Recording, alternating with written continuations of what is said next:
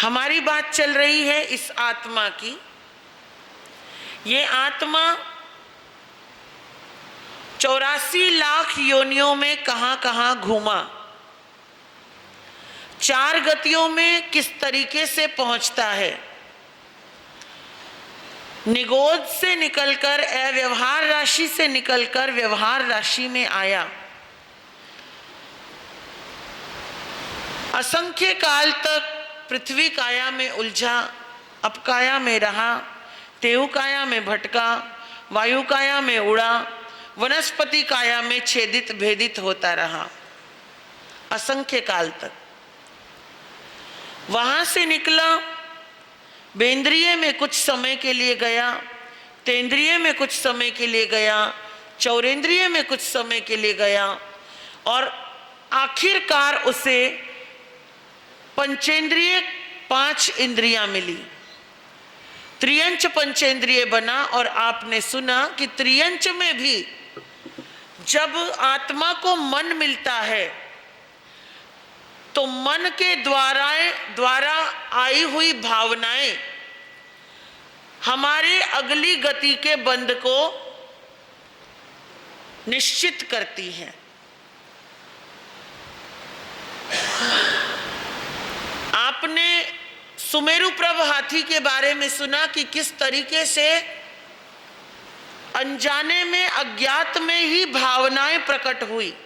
किसके लिए? एक खरगोश के लिए। क्या सोचा? जब मैं आज मरना नहीं चाहता तो ये भी आज मरना नहीं चाहता, ना तो इस आग में और ना ही मेरे द्वारा। ये भी जीना चाहता है, आज मैं भी जीना चाहता हूं, तो आज मैं इसे नहीं मारूंगा। उस बाड़े में इतने पशु पक्षी थे, कोई किसी को कुछ नहीं कह रहा था। क्यों? क्योंकि हर जीव उस दर्द को महसूस कर रहा था जो चारों तरफ लगी हुई आग से सबको बाधित कर रही थी, है ना। और जो वो भावनाएं प्रकट हुई, उन भावनाओं से जो भीतर में मजबूती आई, बेशक वो गिर गया, बेशक वो तड़फता रहा, बेशक उसका अपना नुकसान हुआ, बेशक उसका अपना दर्द प्रकट हुआ, लेकिन उसने अपनी भावनाओं को मोड़ा नहीं।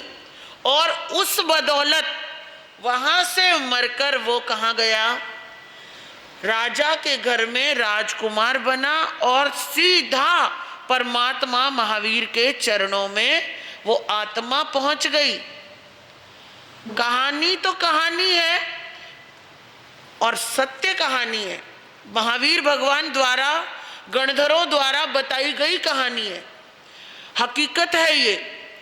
परंतु इसके पीछे का मॉरल क्या है?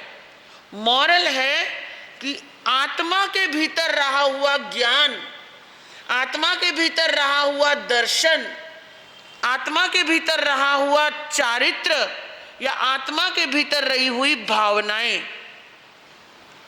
ज्ञान क्या? ज्ञान मतलब किसी भी प्रकार के सोचने समझने की ताकत, सुन करके उसको समझने की ताकत को ज्ञान कहा जाता है। सुन तो बहुत कुछ रहे हैं, समझ में कितना आ रहा है, और समझ भी गए तो याद में कितना रह रहा है, ये सारे ज्ञान के रूप है। कई बार कह देते हैं ना, इसकी तो बुद्धि बहुत कमजोर है, इसे कुछ याद ही नहीं रहता। कई बार कह देते हैं इसकी निर्णय शक्ति बड़ी कमजोर है, ये किसी भी चीज पर निर्णय ले ही नहीं सकता। कई बार कह देते हैं कि निर्णय तो लेता ही है लेकिन हमेशा गलत निर्णय होता है इसका, है ना, बोलते हैं ना। और कई बार कहते हैं कि अगर इसने निर्णय लिया है तो वो बिल्कुल सही होगा, सोचने की जरूरत नहीं है, कर जाओ। और कई बार कह देते हैं इसने सुन लिया है ना, अब ये कभी भूलेगा नहीं, इसने सुन लिया है तो इसको बराबर समझ आ गई होगी। क्योंकि हर बात के दो पहलू होते हैं, एक अच्छा भी होता है, एक बुरा भी होता है। कहने के भी हर बात के दो तरीके होते हैं, समझने के भी हर बात के दो तरीके होते हैं। और वो तरीके कहाँ से क्रिएट होते हैं? वो होते हैं ज्ञान द्वारा। किसका कितना ज्ञान है, वो आत्मा जितना अपना संयोपशम करती है उतना उसका प्रकट होता चला जाता है। ज्ञान कितने प्रकार के? 5। मति ज्ञान, मति यानी बुद्धि। बुद्धि में भी कई तरह का होता है। एक तो याद करते जाओ करते जाओ करते जाओ करते जाओ, फिर याद हो जाता है, करत करत अभ्यास के जड़मति होत सुजान। एक होता है कि एक बार पढ़ लिया और याद हो गया। एक होता है कि सोच समझ के बोला गया ज्ञान। एक होता है कि अनुभवों से आया हुआ ज्ञान। एक होता है किताबों से सीखा हुआ ज्ञान। और एक होती है इंस्टेंट बुद्धि। क्या होती है? कई बच्चों को आपने देखा होगा कि आप कुछ भी उनके सामने प्रश्न डाल दो, वो उसका तुरंत उत्तर दे देंगे और बकायदा बड़े अच्छे लहजे में देंगे, है ना? तो कहते हैं ना कि ये बड़ा बुद्धिमान है, इसको अगर खड़ा कर दो तो कोई हरा नहीं सकता इसको। और नंदी सूत्र में, नंदी जी सूत्र में बुद्धि का ही वर्णन किया गया है। कार्मिकी बुद्धि जो कर्म द्वारा आई गई है, बनाई हुई बुद्धि जो लगातार प्रयास करके बनाई गई है, इंस्टेंट बुद्धि जो अभी हुआ और अभी घटित हुआ, अभी कोई बात हुई और अभी तुरंत आपको हाजिर जवाब, और एक विवेकपूर्ण बुद्धि जो आगे का सोच कर काम करती है। कई तरह की बुद्धि का वर्णन है वहां पर, लेकिन वो सारे किसके रूप हैं? मति ज्ञान के रूप हैं। किसके रूप है? मति ज्ञान के हैं। दूसरा है श्रुत ज्ञान। श्रुत ज्ञान यानी सुन करके आया हुआ ज्ञान, कानों द्वारा सुना गया, आंखों द्वारा पढ़ा गया, कहीं लिखा हुआ है, आपने हमने पढ़ लिया, हमें याद रहा, वो श्रुत ज्ञान है। या कहीं पर हमने सुन लिया। गणधरों को तीर्थंकर परमात्मा बहुत ज्यादा ज्ञान नहीं देते, लेकिन उनकी कैपेसिटी इतनी होती है, हलुकर्मी इतने होते हैं गणधर कि परमात्मा एक शब्द बताते हैं और वो 14 पूर्वों का ज्ञान उनके अंदर समा जाता है। कई कई बच्चे भी आपने देखे होंगे आपके घर के, आप जैसे जैसे करते जाते हो धीरे धीरे आपके नक्शे कदम पे वैसे ही बनते चले जाते हैं, और जो आप कहना चाहते हो वो पहले ही समझ जाते हैं, जो आप करना चाहते हो वो पहले ही कर जाते हैं। कई बच्चे होते हैं ना, और कई बच्चे ऐसे होते हैं कि जिन्हें कहते रहो कहते रहो कहते रहो कहते रहो तो भी वो नहीं करते, या करेंगे भी तो आड़ा टेढ़ा मेढ़ा करेंगे, या करेंगे भी तो अपने हिसाब से करेंगे और उसके लिए भी आर्ग्यूमेंट्स करेंगे। दूसरों का सुनना नहीं, अपनी अकल नहीं। ऐसों को क्या बोलते हैं? अपनी अकल नहीं, दूसरे की लेनी नहीं। लेकिन एक होता है कि अपनी भी अकल है और दूसरे की भी समझ ली, कब कहाँ क्या आवश्यकता है, बोलने की है या चुप रहने की है, समझाने की है या कम शब्दों में बोलने की है। तो जो ये चीजें बराबर समझ में आती हैं वो सारा रूप श्रुत ज्ञान में आता है, और वो भी बहुत विस्तार वाला है। आगे आता है अवधि ज्ञान। तीसरा ज्ञान कौन सा है?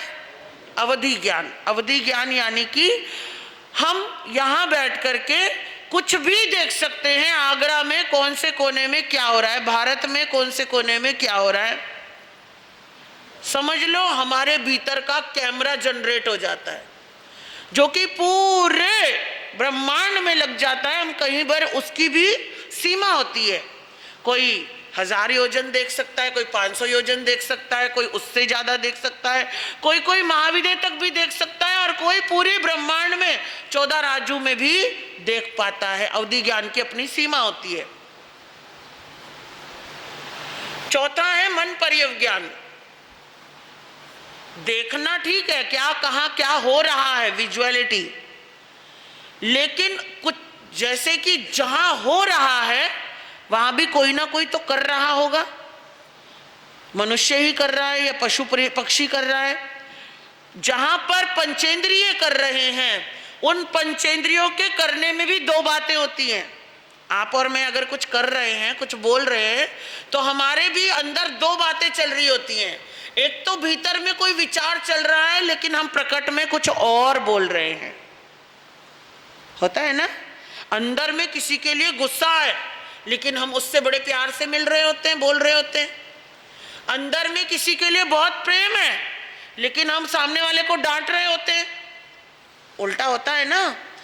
तो वो क्या है, भीतर में रहा हुआ विचार, जो भीतर में विचार चल रहे हैं, वो मन पर्यव ज्ञान द्वारा देखे जाते हैं। जिन्हें मन पर्यव ज्ञान होता है, मन यानी भीतर में जो चल रहा है, मन में जो चल रहा है, वो जो देख पा रहे हैं, वो मन पर्यव ज्ञान की बदौलत देख पा रहे हैं। और उसके बाद आखिरी ज्ञान आता है, कौन सा? केवल ज्ञान। केवल ज्ञान यानी संपूर्ण ज्ञान, संपूर्ण ज्ञान, जिससे कोई भी बात अछूती नहीं। बेशक वो प्रकट नहीं करते, लेकिन उन्हें दिख सब कुछ रहा होता है। अगर वो उपयोग लगाएं तो उनके सामने जहां कहीं की भी, चाहे मन के भीतर की हो चाहे बाहर की हो, सूक्ष्म हो या बादर हो, पर्याप्त हो या अपर्याप्त हो, निगोद तक के जीवों को भी वो देख लेते हैं। उन्हें क्या कहते हैं? जिन्हें केवल्य प्राप्त होता है उन्हें क्या कहते हैं? फिर उन्हें फिर अरिहंत कहते हैं, है ना। उन्हें अरिहंत कहते हैं। तीर्थंकर तो केवल 24 होते हैं। तीर्थंकर कौन? जो केवल संघ की रचना करते हैं, मालिक कहलाते हैं, तीर्थ की स्थापना करते हैं। लेकिन अरिहंत कौन? जो केवल ज्ञान प्राप्त कर चुके हैं, ऐसे अनंत अनंत केवली अरिहंत रूप बन जाते हैं। तो कहने का अभिप्राय कि ज्ञान के जो ये 5 रूप हैं, वो ज्ञान के 5 रूप में आप और हम किस जगह पे हैं, बता सकते हो?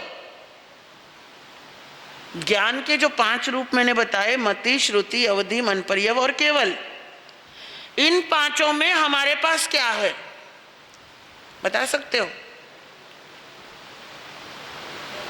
बता सकते हो हमारे पास क्या है? हमारे पास क्या है? मति और श्रुति, अंदर बुद्धि, और थोड़ा और जो सुन रहे हैं वो। लेकिन वो भी पूरा नहीं है। वो कितना है हमारे पास? पंचम काल में हमारे पास कितना है? सुई की नोक के बराबर भी नहीं है। सुई होती है ना, सुई की नोक के बराबर भी हमारे अंदर नहीं है। ना आपके अंदर है, ना मेरे अंदर है, और पंचम काल में छदमस्त में किसी में भी नहीं हो सकता। फिर वो कितने भी ज्ञानी बन जाएं, कितने भी साधक हो जाएं, कितने भी तपस्वी हो जाएं, हाँ निर्मल बुद्धि हो सकती है। आगम पढ़कर, भगवान पर श्रद्धा करके, भक्ति करके बुद्धि निर्मल होती जाती है, होती जाती है। वो ज्ञान प्रकट कर सकते हैं, लेकिन इस जम्बूद्वीप में नहीं। उसके लिए हमें कहाँ जाना पड़ेगा? महाविद्य जाना पड़ेगा। महाविद्य जाकर हमें संपूर्ण मति ज्ञान मिल सकता है, आज भी मिल सकता है, लेकिन उतनी करनी पड़ेगी। लेकिन आज की डेट में हमारे पास मति ज्ञान और श्रुत ज्ञान कितना है? सुई की नोक के बराबर, समझ लो, समझने के लिए है, उतना भी नहीं है। और वो क्यों लुप्त हुआ? क्यों लुप्त हो रहा है? कर्म की बदौलत, कर्म की बदौलत। क्योंकि हमारे कर्म ही इतने भारी है हमारे ऊपर कि हम जो है उतना ज्ञान का अधिकारी बन नहीं पाते। लेकिन हाँ, बनते हैं बहुत से लोग जो रोजाना नित्य प्रतिदिन स्वाध्याय करते हैं, चिंतन करते हैं, मनन करते हैं, अपनी भावनाओं को पहचान करके उन पर कंट्रोल करना सीखते हैं, अपने विचारों पर कंट्रोल करना सीखते हैं, तो ऐसे व्यक्तियों की, फिर वो साधु हो या गृहस्थी हो, उससे कोई फर्क नहीं पड़ता। जो अपने भीतर को झांकना शुरू करते हैं और जिनकी भावनाएं निर्मल से निर्मल से निर्मल से निर्मलतर होती जाती हैं, वो जाकर के एक ना एक दिन अपने ज्ञान को मजबूती से पकड़ पाते हैं। अब देखिए, भगवान ने कहा चतारी परमंगाणी दुल्हाणी जंतुनो। भगवान कहते हैं 4 वस्तुएं आत्मा के लिए परम दुर्लभ है। पहली, मनुष्य का भव। तो मनुष्य का भव आपने सुना कि कहां से हम चले थे और हम कहां पर आए हैं। बहुत कठिनाइयां झेली, बड़े कष्ट झेले, बड़ा सहन किया, उसके बाद सहा तो हमने था, लेकिन आज हमें याद नहीं है। क्यों नहीं है? क्योंकि ज्ञान ही नहीं है इतना। ज्ञानावरणीय कर्म का इतना बड़ा आवरण है कि हमें वो चीजें पिछले जन्म की याद नहीं है। याद तो नहीं है, लेकिन किस्मत की बात, कहीं ना कहीं कोई ना कोई भावना ऐसी भाई होगी जहां पर हमने शुभ कर्म का बंद किया और आज हम कहां आ गए? मनुष्य के भव में तो आए, सुई यानी कि हमें श्रुत भी मिला। अब देखिए, ज्ञान भी जैसे 5 प्रकार का है, मति, श्रुति, अवधि, मन, पर्यव और केवल, ऐसे ही ज्ञान 3 ज्ञान के रूप में भी आता है। मति अज्ञान, श्रुत अज्ञान और विभंग ज्ञान। अगर 25 बोल कभी आप लोगों ने सुना हो, पढ़ा हो, तो 3 प्रकार का अज्ञान भी होता है। जो मति ज्ञान है वही मति अज्ञान भी होता है, और 99% अज्ञान रूप में ही हमारा मति ज्ञान है। अभी 99%, 1% कहीं ना कहीं शुद्ध ज्ञान है, क्योंकि वो किस्मत हमें कहां ले आई है? जैन कुल में ले आई है। कहां ले आई है? हमने कोई पुरुषार्थ किया होगा, कोई भावना भाई होगी, कहीं हम त्रियंच में रहे होंगे, कहीं हम किसी और त्रियंच में ही रहे होंगे, चाहे वो हम जलचर होंगे, चाहे थलचर होंगे, चाहे खेचर होंगे, चाहे सारी सर्प होंगे, चाहे कोई भी होंगे, भुजपुर होंगे, उरपुर होंगे। समझ रहे हो ना? जलचर थलचर किसको बोलते हैं, समझ रहे हो? जलचर जो जल में चले, मच्छ, कच्छ, मगर, गाहा। थलचर कौन? थलचर कौन? थलचर स्थल किसको बोलते हैं? जमीन को बोलते हैं, है ना? स्थल को मोटी भाषा में थल बोल देते हैं। थलचर कौन? जो जमीन पर रहने वाले जितने भी जीव जंतु जानवर हैं। खेचर कौन? खे आकाश को बोलते हैं, खेचर नभ को बोलते हैं, आकाश को बोलते हैं। जो उड़ते हैं पंछी, परिंदे, बड़े से बड़े, छोटे से छोटे, जिनके पंख हैं। उरपुर कौन? जो छाती के बल चलते हैं। कैसे? सांप, है ना? सांप छाती के बल चलते हैं ना, पेट के बल चलते हैं। भुजपुर कौन? जो भुजाओं के बल चलते हैं। कौन? आ रहा है कुछ ख्याल? छिपकलियां, मगरमच्छ, ऐसे जो जीव जंतु है जिनके हाथ पांव काम कर रहे हैं, जो चल रहे हैं, हाथ पांव से ही चल रहे हैं, उन्हें क्या बोलते हैं? भुजपुर, भुजाओं से जो चलते हैं। तो ये जीव जंतुओं के प्रकार है त्रियंच में। वहां हम कहीं रहे होंगे, वहां हमारी कोई भावना आई होगी। आपने कभी कभी देखा होगा किसी किसी के घर में कबूतर आने लगते हैं। हमारे भी जीवन में इंसिडेंस पड़ा था। एक छोटा सा कबूतर बचा करके लाए थे और उसे वहाँ स्थानक में रखा, और वो कबूतर ऐसा हो गया, थोड़ा बच गया, जिंदा रहा, और जब जब भजन चलता था, प्रवचन चलता था, वो बराबर आकर के खिड़की में बैठ जाता था, सुनता था, और जैसे ही खत्म हुआ उससे पहले वो फुर्र होके निकल जाता था। कभी कभी ऐसे ऐसे कुत्ते मिले हैं कि जो प्रवचन के टाइम बराबर अंदर आते हैं, बैठते हैं, सुनते हैं और चले जाते हैं। कभी कभी राह चलते आपको कोई एक्सीडेंटल पशु पक्षी मिलते हैं और आप उनको नौकार सुना देते हो, मंगल पाठ सुना देते हो, प्रायश्चित करा देते हो, या आप उनको भावना दे देते हो, क्योंकि वो सुनते भी है, समझते भी हैं। और उसके बाद क्या होता है कि वो धर्म में कुछ पल के लिए आते हैं और उसी समय उनकी गति बदल जाती है। तो हम भी कहीं वहां होंगे और हमारी भावनाएं बदली और हमने शायद किसी गुरु के दर्शन किए, किसी परमात्मा के दर्शन किए, किसी मंदिर की चौखट पे बैठे कोई सत्संग सुना, कोई भजन सुना, कोई भक्ति करी, किसी को करते देखकर मन में विचार आया पल भर के लिए, मैं परमात्मा मुझे भी मौका मिले मैं भी करूं, और हमारी गति बदली और हम मनुष्य भाव में आए। और मनुष्य भाव में आए तो हम कहाँ आ गए? जैन कुल में आ गए। जैन कुल में आए, गति बंध अलग है, गोत्र बंध अलग है। गोत्र अपने अपने कर्म अनुसार किया होगा, गति अपने अपने भावना अनुसार बांधी है। अब जब हम मनुष्य भाव में आए और जिन कुल भी मिल गया, जैन कौन होता है बता सकते हो? जैन कौन होता है? जैन किसको बोलते हैं? जैन धर्म क्या है? चलो फिर जैन धर्म को मानने वाले बता रहे हो, तो जैन धर्म क्या है? हाँ जी, एक एक जना बोलो। आप बोलो मनीष भैया, जैन धर्म क्या है? मानने वाले तो ठीक है, जब आप किसी चीज को मान रहे हो तो पता होगा ना क्या मान रहे हो।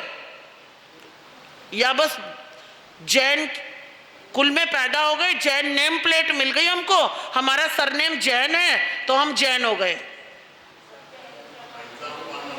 अहिंसा को मानने वाले और संयम आराधना करने वाले और धर्म भावना रखने वाले, विनय भावना। अच्छा, तो जैन क्या है? एक्चुअली में जैन क्या है? धर्म है? जाति है? जाति नहीं है, धर्म है। किसने बनाया? नहीं, भगवान महावीर के समय तो जैन शब्द ही नहीं था। आपको पता है? आपको पता ही नहीं। अब मेरी सुनो, बस हो गया आपका डिस्कशन।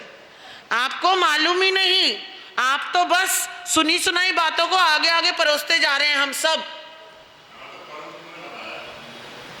परम गुरु आपके पास थे, कैसे बताया? 250 साल पहले आप तो थे नहीं यार रवि भैया, सुनते हुए आ रहे। मैं यही तो बोल रही हूँ, जो किसी ने बताया आप आगे आगे, आपके परदादा, आपके दादा, फिर आपके पिताजी, वो जैसा बताते गए आप सुनते गए। उन्होंने कहा हम जैन हैं, आपने मान लिया हम जैन हैं। कौन होता है जैन? क्या होता है जैन? आपने सोच लिया हमारी जाति ही अब जैन है, हमारा धर्म ही अब जैन है। लेकिन आपको बता दूं, जैन ना कोई धर्म है, ना कोई जाति है, ना कोई परंपरा है। जैन एक विचारधारा है। किसकी विचारधारा है? तो तीर्थंकरों की विचारधारा है। किसकी? आप सबके लिए सुनने योग्य चीजें हैं और समझने योग्य और आगे बताने के लिए भी। अंकित भैया और बाजू में बैठा है सचिन भैया, सचिन ही है ना नाम? तेरा नाम याद हो गया मुझे, देख ले, बड़ी जल्दी हो गया। सुनने वाली बात है, समझने वाली बात है। आगे अपने बच्चों को जरूर बताना किसी दिन बैठकर, है ना, अपनी जाकर घर में पत्नी को बताना, अपनी बहनों को बताना कि आज तक हम सुनते आए हैं कि जैन क्या होता है? धर्म होता है, जैन धर्म, जैन धर्म, जैन धर्म की जय। जैन धर्म नहीं है, जैन एक विचारधारा है, एक फिलॉसफी है जो कि तीर्थंकरों ने बनाई थी, उनके माइंड की है, उनके माइंड की है वो विचारधारा कि कैसे जीवन को जिया जाए, जीवन को कैसे जीना आना चाहिए। जीवन बदलने का नाम है जिन धर्म। क्या है वो? जिन था, जैन नहीं। जैन शब्द तो अंग्रेजों ने लाया है, उन्हें जिन नहीं बोलना आता था, जैन बोलते थे। उनके शब्दों में प्रोनाउंसिएशन की कमी होती थी तो जैन बोलने लग गए। ये अभी 100-200 साल से जैन जैन चिल्लाने लग गए, उससे पहले कोई जैन नहीं था। 200-300 साल पहले भी आप अगर किताबें उठाओ तो कहीं भी जैन धर्म शब्द आएगा ही नहीं। जिन धर्म उपासक, परमात्मा ने तीर्थ की स्थापना की। साधु, साध्वी, श्रावक, श्राविका, 4 लोगों को एक दायरे में बांधा। और किस लिए? क्योंकि ये हमारा धर्म बड़ा फ्लेक्सिबल है। आप किसी भी रूप में, कहीं भी रूप में, कहीं भी बैठकर परमात्मा बन सकते हो। परमात्मा की पूजा करने के लिए नहीं बताया महावीर ने, आओ मुझे मानो, मेरी पूजा करो, महावीर के भगत बनो, महावीर के श्रावक बनो, ये कहीं भी नहीं है। परमात्मा ने कहा उठो, जानो, समझो, परखो, स्वयं को बदलो, क्योंकि अप्पा सो परमप्पा, आत्मा ही परमात्मा है। परमात्मा कब बनेगी? जब आप खुद से जागोगे, क्योंकि ये यात्रा मेरी है, किसी और की नहीं। तो जैन कोई धर्म नहीं है, जैन कोई जाति नहीं है। बहुत लोग बोलते हैं हम असली जैन हैं, और बहुत लोग बोलते हैं तुम नकली जैन हो। हम पहले से बने बनाए हैं, तुम्हें बाद में बनाया गया। हम ओसवाल जैन हैं, तुम तो अग्रवाल जैन हो, तुम पोरवाल जैन हो, तुम पालीवाल जैन हो, तुम वीरवाल जैन हो, तुम तो जैन नहीं हो भाई।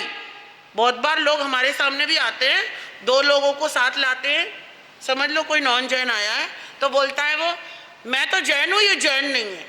अरे भला हो तेरा, तू जैन कहां से बन गया भाई?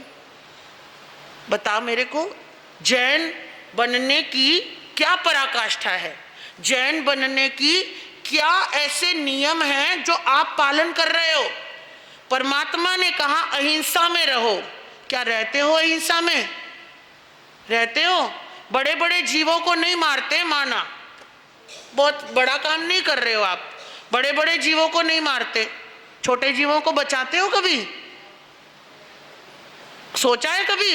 यहां बैठ कर के जितनी देर बैठते हो ठीक है, सावध्य योगों से बच रहे हो, लेकिन वो तो 24 घंटे की प्रक्रिया है, भीतर की 24 घंटे की प्रक्रिया है। यहां से बाहर जाते ही, चप्पल पहनते ही, क्या आपको धर्म याद आता है? क्या आपको विवेक याद आता है? क्या आपको संतों की बात समझ में आती है कि बाहर जाते ही मुझे पाँव कैसे जमीन पे रखना है, नीचे नजरें रखनी है कि नहीं रखनी है? मुंह तो ऊपर रहता है हमारा, पैर के नीचे गिंडोया आ रहा है, कोई कुछ भी आ रहा है, चींटियां आ रही हैं, मकोड़े आ रहे हैं, 2 व्हीलर चला रहे हैं, भुर्र करके गाड़ी चला रहे हैं, फुर्र करके, कोई कुत्ता आ रहा है, कोई बिल्ली आ रही है, कोई सांप आ रहा है, अचानक टकरा जाए और आपका ध्यान चला जाए, ओहो कर दोगे, मिच्छामी दुक्कड़म कर दोगे, बात खत्म।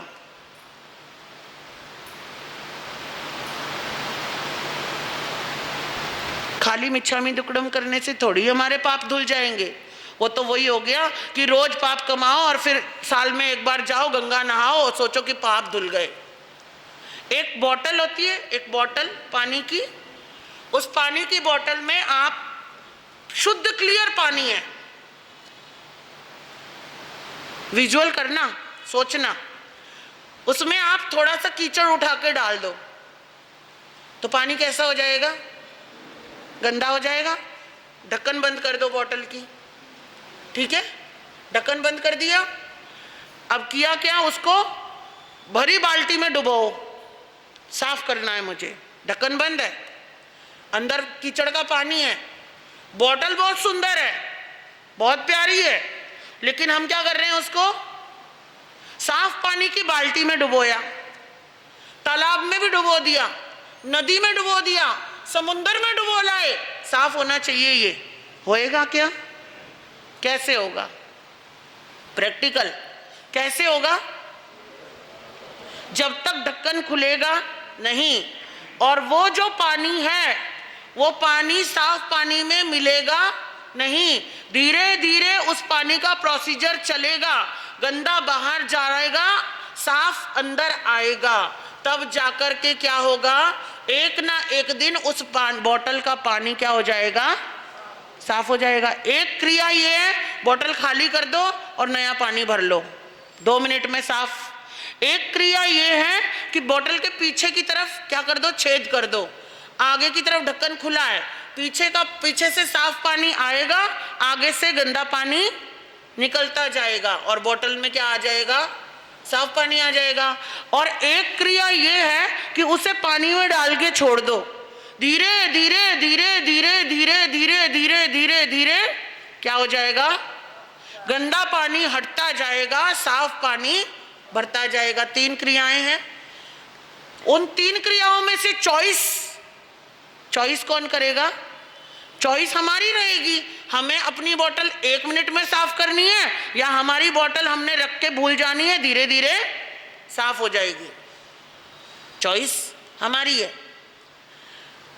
तो जब महावीर ने कहा कि अहिंसा जिसके भीतर है वो क्या है, जैन बन सकता है, जिन उपासक हो सकता है। वहां उन्होंने साधु साध्वी बनाए, उसमें भी 2 कैटेगरी डाली, एक जिनकल्पी, एक स्थविरकल्पी। जिनकल्पी कौन? जो साधु के जीवन में भी बहुत आगे जाए, कठिनाइयां, कठोरता से संयम का पालन करे, हाँ, जिसमें 12 प्रतिमाएं आती हैं। जिसमें क्या आती हैं? 12 प्रतिमाएं आती हैं। और प्रतिमाधारी साधु कौन होता है ये आप कल आइए और फिर मैं आपको बताऊंगी, क्योंकि आपका समय हो गया। समय बड़ी जल्दी भागता है, बातें बहुत सारी हैं, समय बहुत कम है। तो आपको मैं कल बताऊंगी कि प्रतिमाएं क्या होती हैं और जीवन में क्या काम करती हैं साधु के। अभी भावना सुन रहे हो ना आप? भावनाएं और प्रतिमाएं और साधु जीवन और श्रावक जीवन और सामान्य जीवन किस तरीके से महावीर ने कनेक्टेड किया है कि हमें क्या करना चाहिए और हम कर क्या रहे हैं। हम तो बोल रहे हैं हम जैन हैं, लेकिन हम वास्तव में जैन हैं क्या? चाहे वो फिर ओसवाल हो, चाहे अग्रवाल हो, चाहे वो पोरवाल हो, चाहे वीरवाल हो, चाहे माहीवाल हो, चाहे पालीवाल हो, और चाहे वो एक साधु भी क्यों ना हो, पंचमहाव्रतधारी साधु की भी बात आएगी कि उसको क्या करना था, महावीर का क्या उपदेश था और आज साधु क्या कर रहा है। आपकी बातें नहीं, मेरी भी करूंगी, है ना। तो उसके लिए आप समय पर आइए, समय पर जिनवाणी का लाभ लीजिए।